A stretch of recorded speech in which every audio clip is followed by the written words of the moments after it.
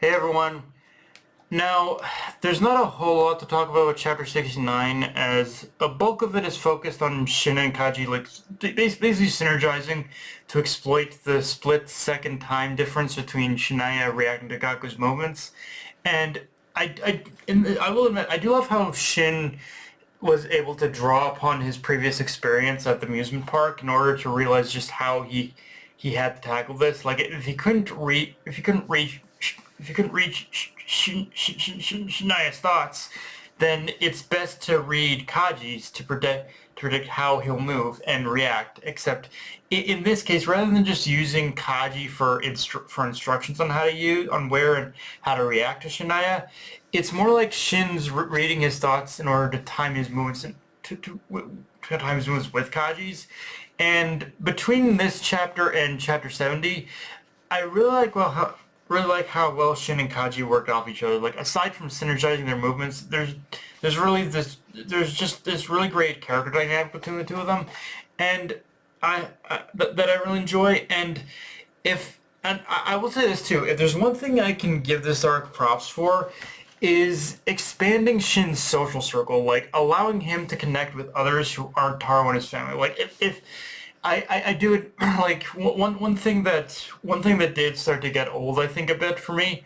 What was pretty much the idea that Shin's kind of social life, his social circle, the people he interacts with, it was a very limited scope of people, and I get the idea of like you're an assassin, you're naturally going to be a little bit closed off from the world. But I think one of the big things that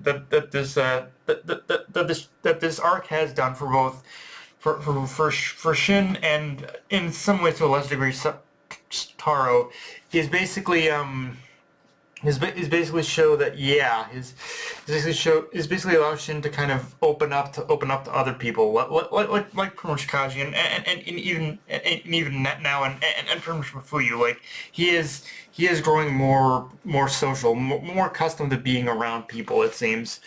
Now, in saying that, let's talk about Kaji himself, because even though his plan was solid, as I was reading through both these chapters, the one thing that was in the back of my mind was that Kaji made himself a target just from his very thorough, quick thinking, but especially his ability to synchronize his earphones to be able to hear Gaku's movements. And yeah, this is one of those times where I hate being right, as Gaku not only very quickly responds by taking Kaji out of the picture, but for extra measure, at least from what I saw, he used a sonic clap to burst his eardrums. At least I believe that's what happened. And again, I gotta applaud Gaku for the efficiency, as he realized Kaji was the bigger threat. Now, I don't think Kaji's dead necessarily, but I do wonder to what level Kaji will cover, because you can't take a hit to the ears like that without there being some kind of side effects, some kind of permanent side effects. Like, I don't know if he's going to lose his hearing entirely, but his hearing might be damaged a bit. Now, in all honesty, I don't know how I feel about Taro coming in with the save at the end, as I was kind of hoping for more of a thing where we see Shin tackle this fight alone. I guess, I guess at this point, I guess it is one of those things where at this point, Shin has proven himself to have grown stronger. It's just that I kind of saw this fight with Gaku as his final test, so to speak. That would prove he's developed enough to be Taro's partner, not his sidekick.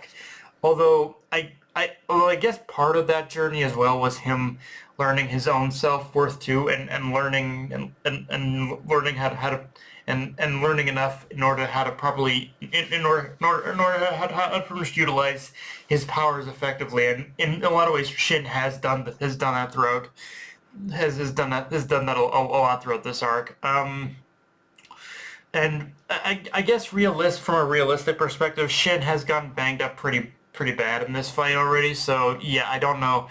I don't even know how much longer he would even last, I guess. Now, in saying that, I also got to say this too: the pretty much fact that the pretty much fact that Taro is here, it once again begs the question: where the fuck is Akira?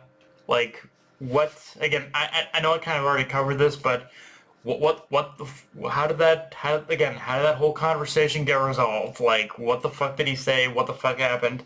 Like, I've learned at this point that we're not going to learn that I've learned at this point that from Shakira isn't going to fully learn what pretty much Taro knows about Akira, what Taro knows about Rion until after until we pretty much get to pretty much the pretty much part two of this arc, but